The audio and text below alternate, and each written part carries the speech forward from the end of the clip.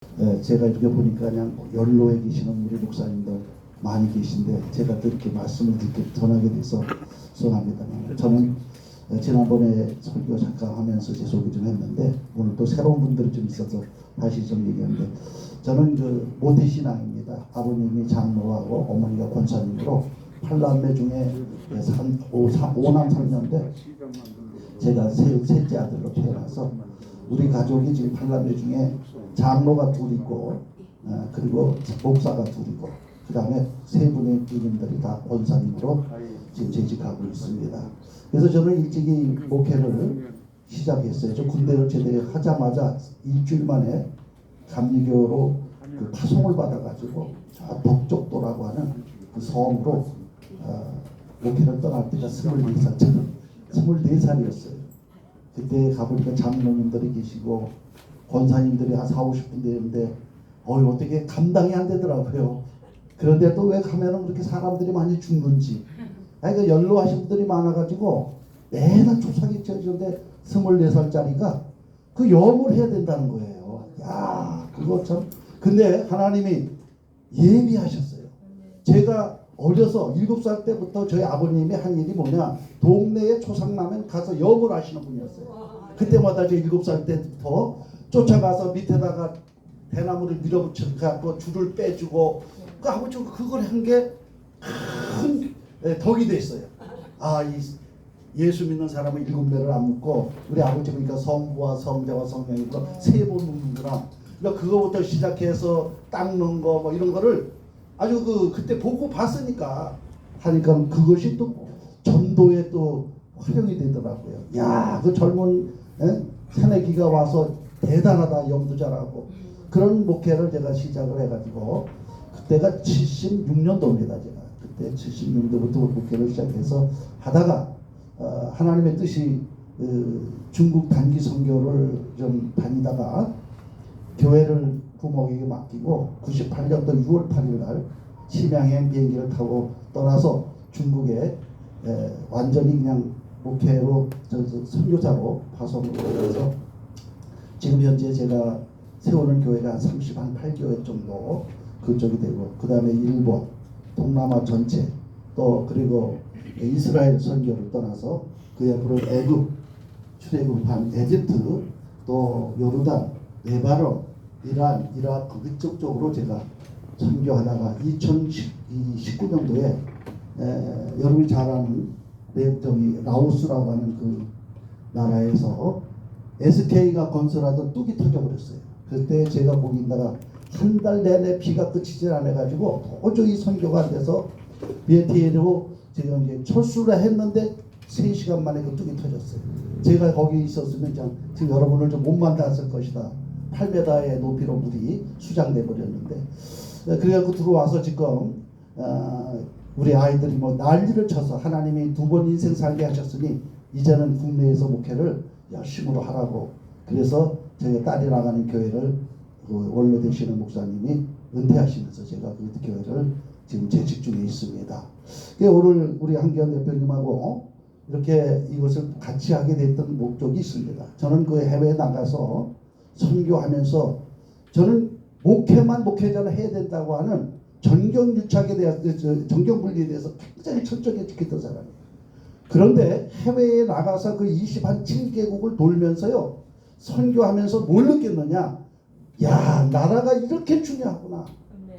제가 그 여권 국방생 하나 들고 갈 때에 195개 정도 나라가 전부 프리패스로 갔어요.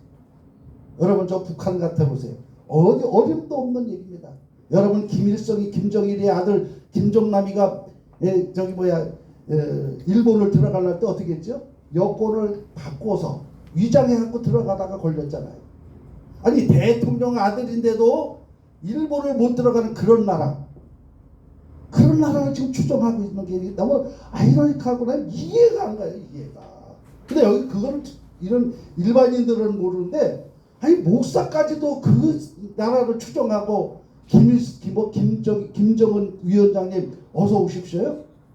제가 그 메가도 동상에 목을 걸은 목사님 교회를 가봤어요. 도대체 저 사람이 어떻게 생겨가지고 메가도 동상을 끌어내리려고 하는가 하고 가서 그 교회를 가봤더니 그 2층 여기 요만한 한 3, 40평 되는 교회를 70둘인데 그 양반이 목회를 해요. 근데 올라가자마자 뭐가 있느냐? 김정은이 사진이 초상화가 크게 플래카드에다가 해갖고 쫙 뒤에다가 놓고 김정은 위원장님 만수무강 하옵소서. 그리고 거기서 예수를 외치고 앉아있어요. 너무 안타까워서. 그리고 제가 해외를 쭉 돌면서 그 나라를 잊어버린 크루드족을 제가 좀 상대했어요. 얼마나 불쌍한지요. 또 베트남 사건들을 보죠. 그 수많은 나라들이 좀 제가 시간이 없어서 얘기를 못하는데 나라가 없으니까는 천덕꾸리가 돼버리더라고요. 천덕꾸리가. 그래서 내가 돌아가면은 우리 대한민국 자유민주주의를 초석을 해서 이제 경제대국 10대국을 만들고 그 다음에 복음을 받아들여 가지고 전부 우리나라가 1200만이라는 성도를 거느린 이 나라. 그리고 애국가에다가 뭐라 해서 하나님이 보호하사 우리나라 만세하는 이 나라를 꼭 사수해야 되겠다 하고 제가 돌아와서 지금 여기 우리 한교안 장로님과 함께 이 일을 하고 있습니다. 근데 오늘 설교를 요청해서 이제 이 호국 보훈의 달에 나라에 위해서 희생당한 사람들을 우리가 추모하면서 저는 오늘 본문에 있는 말씀을 가지고 하나님이 후회하셨다라고 하는 설교의 제목으로 잠깐 은혜를 나누려고 합니다. 성경 로마서 11장 29절에 보면은 하나님의 은사와 부르심에는 후회하심이 없느니라고 그랬어요. 야, 이게 그 거짓말 성경 아닌가 하는 생각이 들었는데 하나님은 오늘 잘 보니까 은사와 부르심을 선택하는 거죠. 근데 이 오늘 등장하는 사울의 왕은 하나님이 부른 게 아니에요. 누가 불렀을까요? 이스라엘 백성들이 하나님을 의지해서 가나안까지 정착해 가서 그곳에서부터 하나님의 지시한 대로 살아야 되는 그 백성들이 이제 하나님의 말씀을 듣기 싫어하고 뭘 얘기해요? 왕을 요구했단 말이에요. 그랬을 때 하나님이 그냥 못 이기는 척하고 왕을 승인해 준 것이지, 오늘 여기 로마서 8장 11장 29절에 말씀에 하나님의 은사와 부르심에는 후회가 없다고 하는데 하나님 후회를 왜 하시냐? 이런 반문을 하지 마시기 바라고, 그 다음에 하나님의 성경책에서 보니까 딱 두 가지를 후회하셨어요. 첫 번째는 창세기 6장 6절로 7절에 보니까 인간을 창조하신 것을 한탄하셨다 그랬어요. 그리고 노아를 불러서 방주를 예비시키게 하시고 구원의 길을 확보하셨다는 거예요. 그래서 하나님이 왜 한탄하시고 후회하셨던가, 오늘 우리 이 본문에서 잠깐 논하면서 우리 저 비춰가지고 은혜를 받고자 합니다. 자, 오늘 이게 성경으로 돌아가 보면 선택받은 이스라엘 백성들이 심정천지의 환물을 느꼈습니다. 그리고 이 왕정 시대를 요구했습니다. 그런데 오늘 성경에 보면은 수많은 왕들이 나타나서 아주 이롭게도 한 사람이 있는가 하면은 해롭게 하는 왕들을 전부 보여준 왕정 정치는 오늘 우리 시대에 무엇을 하나님께서 계획하시고 교훈하시기 위해서 주셨느냐? 너희들이 아무리 해안에 인간들을 태워서 왕을 만들어 봐라. 다 그들은 부족하다. 그들은 다 인간으로서의 완벽하지 못하지만은 내가 보내는 메시아 예수 왕이 오면 그가 오로지 왕으로서의 사역을 감당할 것이라고 하는 것을 예고하기 위해서 왕정 정치 시대를 잠깐 여신 것을 기억하시기 바랍니다. 그래서 오늘 우리는 이들이 요구할 때 하나님이 마지못해 그러면 가서 베냐민 지파 중에 길디아 아들을 행하여 왕을 세우라 그랬어요.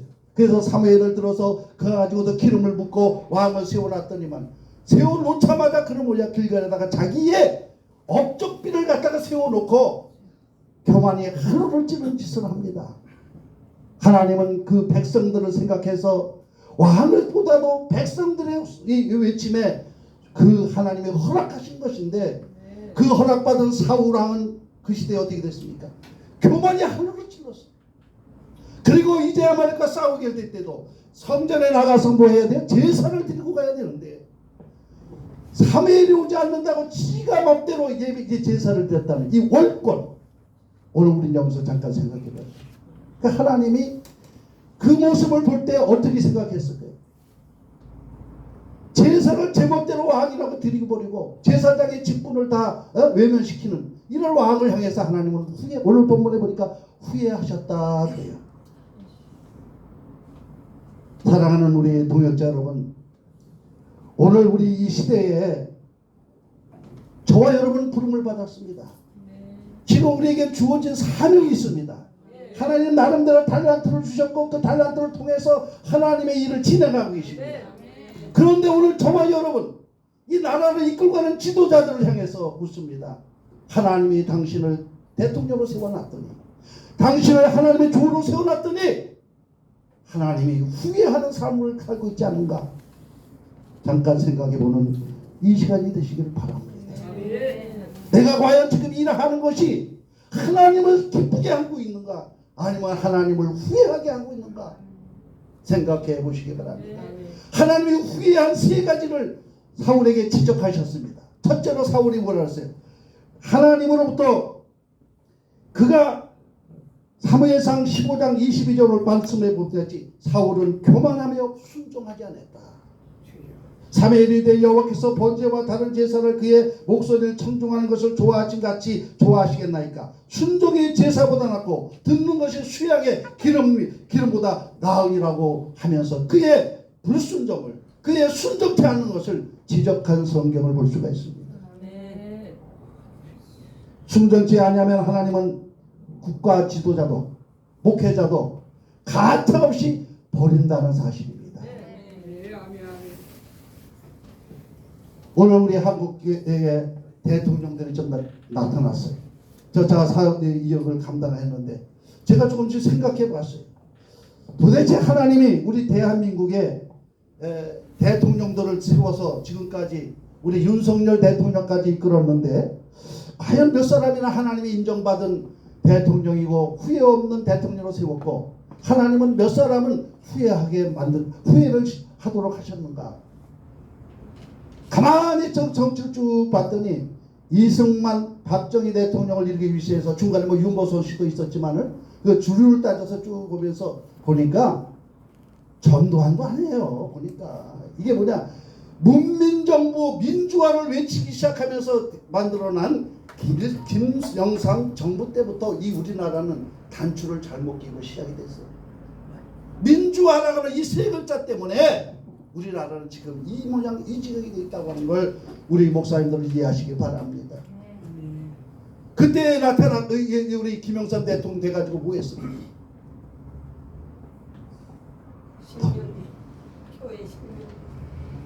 장로가 돼가지고서는 리셉션에 나가가지고 저 취임식 날 술 먹고 비틀거린다고 김창희 장로님이 뭐 했어요?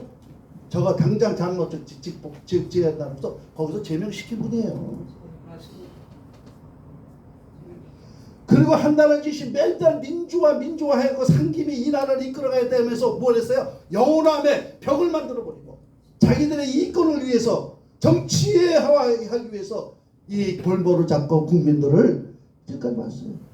그 상김이 뭐 했습니까? 박정희 대통령이 금대화를 이루겠다고 월남전에 내보내갖고 희생의 대가를 받은 돈을 가지고 우리가 경부간 고속도로를 깔을 때에 그 김씨들 둘이 어떻게 해서 가서 들어놓고 그걸 못하게 만들었어요. 세워놓고는 아니시고 어떻습니까? 젖줄이 되지 않았어요. 우리 경제발전의 교두보가 어디서부터 시작되느냐? 경부 고속도로부터 시작된 거라는 걸 여러분들 아시기 바랍니다. 이걸 반대한 사람이 양김씨입니다. 정치하면서. 그래서 IMF를 만들어 놓고 나라를 풍지박산을 만든 사람이 김영삼 대통령이에요. 이 하나님이 과연 이거 후회하지 않았을까? 세워놓고 장로라고 세워놨는데 후회하지 않았을까? 저 생각이 듭니다. 두 번째로 김대중 정부. 2000년에 핵개발을 북한에서 하고 있는데 한 적이 없다. 하지도 못한다. 저들은 실력도 없다. 그러니까 퍼주자. 만약에 이 돈이 가서 핵을 만들면 내가 책임지겠다. 근데 지금 핵을 만들어 놨어. 지금 그 양반은 또 땅속에 들어가 있어. 누가 책임질 거예요? 이런 정치 지도자들이 한국교회, 한국의 이 정치를 다 말아먹고 있어요. 박정희가 그동안 누렸던 그 사건, 그냥 유신이라서 장기 집권하는 것이 싫으니까 정권을 뺏어서 어디 가져보려고 독재를 더 외치면서 민주화 투쟁이라고 하면서 외치고 지도자들은 더 큰 일을, 더 아주 악랄한 짓들을 자행한 이 지도자들을 하나님이 쳐다볼 때 사울에게 잣대를 대고 그럴 때에 그 사람들을 어떻게 과연 평가할 것이냐. 자신의 권력 도구를 위해서 몰입해가 되어서 일했던 그런 지도자들이 있습니다. 그러면 좌파 사상은 어디서부터 시작했어요? 유신체제 음지에서 독보서처럼 60년대에 생겨난 것입니다. 그때 이 학생들 반민주화를 일으키면서 민주화 운동의 골자는 뭐냐? 박정희 유신을 반대한다였습니다. 그때 생겨난 것이 전대협입니다. 1기 의장이 누구예요? 이인영이에요. 3기 의장이 누구예요? 임종석이에요. 그 다음에 그들과 함께 반미 청년의 조직책이 안희정이었어요. 이들이 일어나서 무조건 유신을 반대한다 그리고 나라를 갖다가 이게 작용하러 끄는 그때의 일이 시작됐던 거예요. 그 다음에 신영복 사상에 대한 남한 주사파 그 원조가 되는 신영복의 사상들을 물려받아서 지금 오늘에는 뿌리가 이제는 커서 열매를 맺고 있어요. 이들이 사법부, 입법부, 행정부에 지금 뿌리를 완전히 내려놓고 저는 지금 윤석열 대통령이 됐다고 하지만은 걱정해요. 걱정. 어느 날 순간에 또 탄핵하고 딱 들고 나오려는지 이거를 어떻게 감당할 것인지 오늘 여러분 우리 동역자 여러분들 윤석열 대통령을 위해서 기도 많이 하셔야 됩니다. 지금 나라 경제가 엉망진창으로 가는데 민주노총의 화물노조는 뭘 하고 있습니까? 파업을 하고 있어요. 이게 나라를 생각하는 무리들입니까? 이런 사람을 향해서 우리 목회자들이요 왜 잠잠합니까? 잠잠하면 돌들이 소리 지른다고 그랬습니다. 침묵하지 마십시오. 이제 여기 모인 목사님들 애국 정신을 가지고 이 나라와 민족을 위해서 싸워야 될 줄로 믿습니다. 싸워야 됩니다. 나라 없는 그러한 사회주의가 됐다고 한번 생각해 보세요. 저부터 여기서 정부가 뭐냐 다 이 총살감들 다 총살감이에요.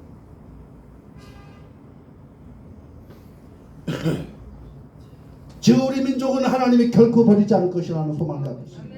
세계에 나가 지금 복음 선교를 가지고 있는 선교사들이 최고 많이 있습니다. 미국과 하면 우리나라가 최고로 많아요. 그리고 우리 한국인들이 열정과 또 모양새와 또 그 다음에 음식 같은 것도요 잘 먹습니다. 하다못해 구운배기까지 되게 못 먹는 게 어디 있어요? 뻔데기까지 다 먹잖아요 우리는. 그리고 또 우리 인상이 전 세계인들이요 그냥 우리 아담에서 좋대. 한국 사람들.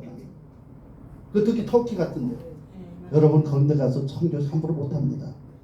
그래서 제가 그 터키를 딱 들어갔더니만 뭐라고 그래? 마이 브라더 왔다.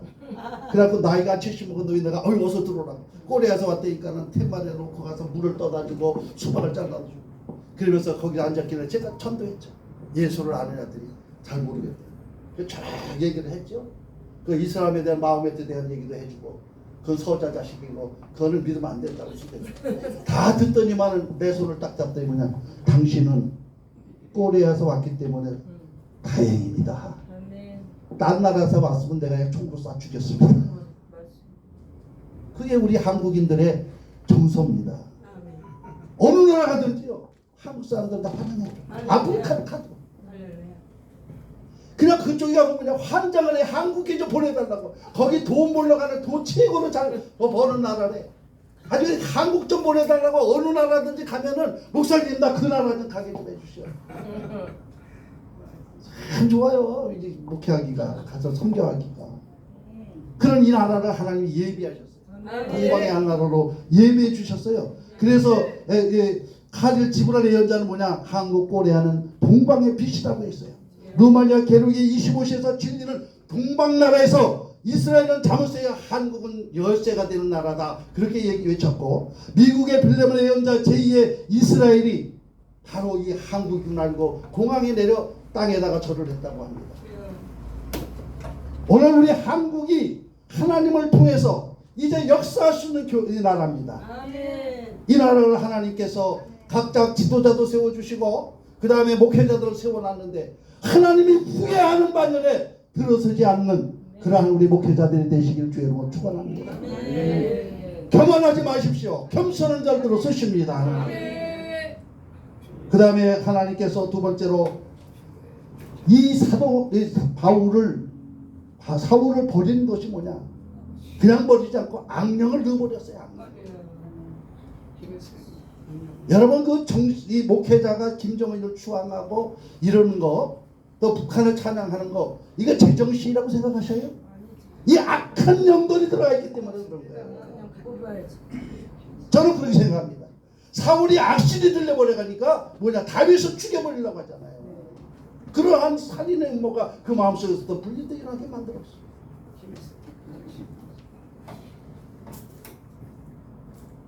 오늘 목회자들이 해야 할 일이 뭡니까? 예수의 영, 그리스도의 영을 받아가지고 목회자로서의 사역을 감당해야 됩니다. 그래서 미국에서 유명한 속담이 있습니다. 성령 받지 말고 목회하라. 이게 뭐 속담이에요, 미국에. 이보다 불행한 일이 없다. 성령 체험하지 못한 목사가 가서 설교하고 목회를 한다. 이거는 있을 수 없다는 거예요. 저는 그 선교 세미나 나갈 때에 홍정길 그 목사님이 이런 말을 합니다. 선교사님들, 해외에 나가서 복음 증거하다가 몸이 아파도 거기서 뼈를 물 생각하고 나오지 마셔요. 그러나 영역이 손실됐다 생각되면 빨리 나오라는 거예요. 빨리 나와서 다시 재충전을 해서 들어가라는 거예요. 그 말씀에만 공감했어요. 해외 나가서 20년 동안 뛰면서 굵어질 때가 왜 없겠어요. 그럴 때마다 들어와서 산에 가서 기도하고 삼각산에 올라가서 기도해서 영역을 받아가지고 또다시 들어갈 때에 하나님의 역사가 어마어마하게 나타났어요. 오늘 우리 지도자들은 하나님께서 주시는 이 영역을 받아가지고 목회하고 지도해 가야 된다. 그래서 나는 황교안 장로님을 좀 존경하는 게 뭐냐, 기도하면 하나님 응답해 주신다. 이러한 단체도 만들려고 그러셨대. 난 그 라인명반대로 받아들였습니다. 아, 하나님이 그분을 통해서 역사하시구나. 그럼 나도 거기에 동참해야지. 주저하지 않고 나오는 겁니다. 근데 오늘날 한국인들 뭐냐, 에스겔서 30장 26절로 20절을 보면 또 새 영을 너에게 두고 내 마음을 너에게 주되 너희의 육신에서 굳은 마음을 제하여버리고 부드러운 마음을 줄 것이며 또 내 영을 너희 속에 두어 너희로 내 규례를 행하게 하리니 너희가 내 규례를 지켜 행하지라. 새 영을 받아가지고 사역을 감당해야 된다.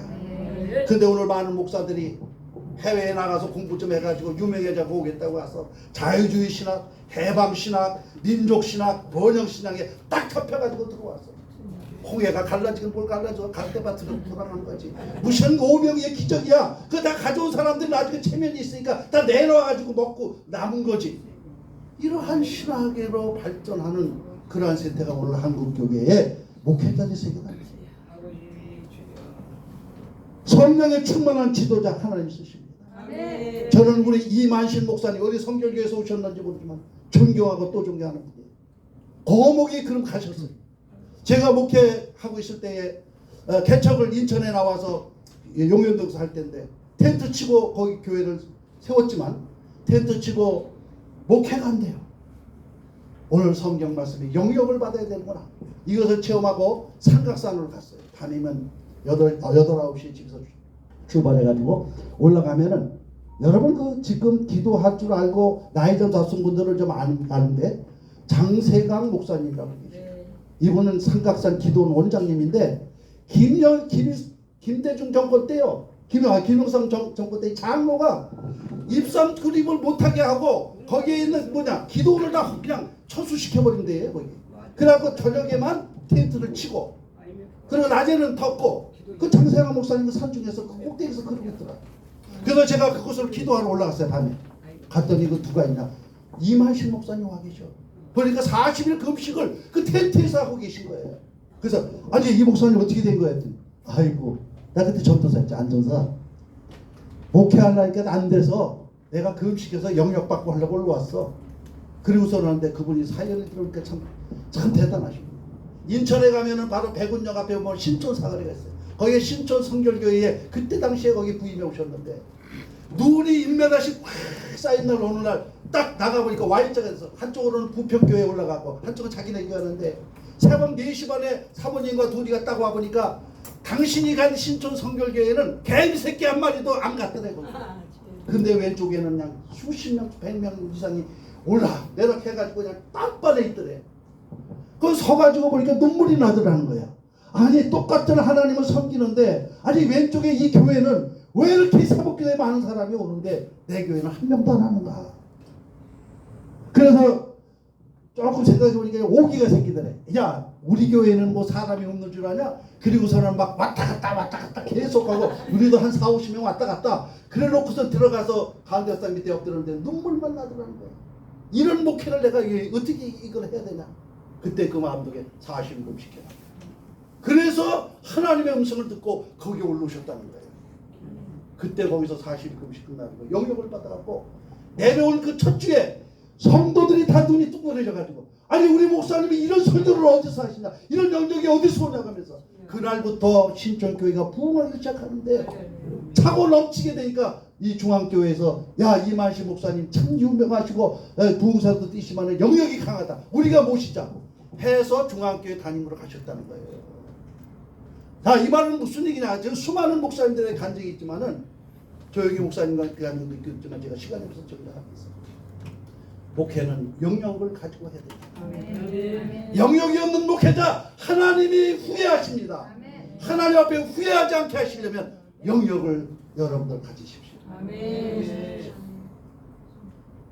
그 다음에 마지막으로 결론 내립니다.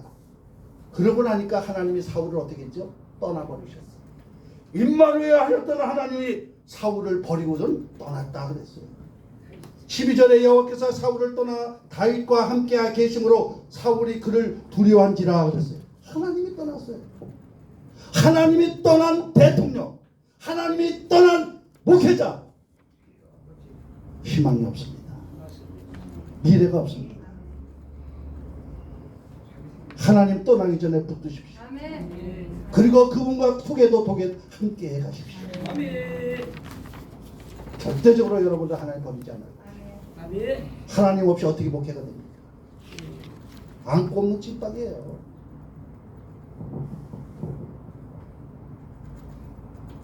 하나님의 세미한 음성을 듣는 지도자를, 목회자를 하나님은 쓰신다고 하는 진리를 기억하십시오. 오늘날 목회자들이 예수 향기 날리며 목회를 하는가? 하나 마지막 간증하고 마치겠습니다. 제가 인천에서 시부하고 그럴 때 한 장로님이 매를 맞았어요. 내가 폭행을 당해서 제가 그 장로님을 고발하는데 도와줬어요. 제 친구가 사무장이고 그래서. 그때에 상대방이 또 한 사람이 왔어요. 중보자로. 근데 그 사람이 뭐라고 해요? 목사님 그래요.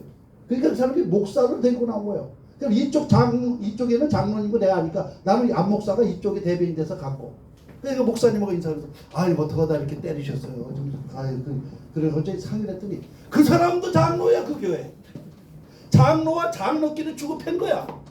그래서 합의를 내가 목사님하고 그 교회 목사님하고 원만히 해결을 했습니다만은 이렇게 보니까 장로가 그냥 우락부락하게 생겼는데 그 뭐 예수 냄새 근처도 안 가는 사람이야. 아, 변호사님. 근데 나중에는 그 장로가 또 그 목사님을 내쫓지. 당연히